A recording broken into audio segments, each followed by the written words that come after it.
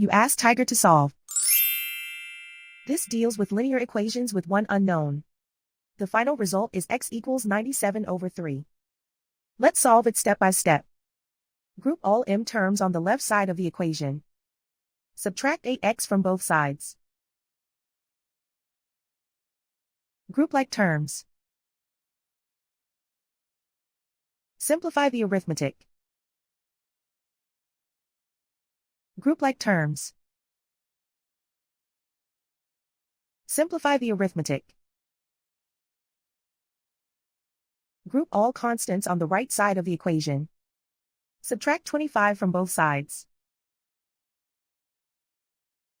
Simplify the arithmetic.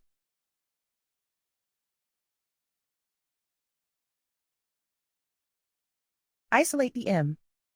Divide both sides by -3. Cancel out the negatives. Simplify the fraction. Cancel out the negatives. And so the final result is x equals 97/3.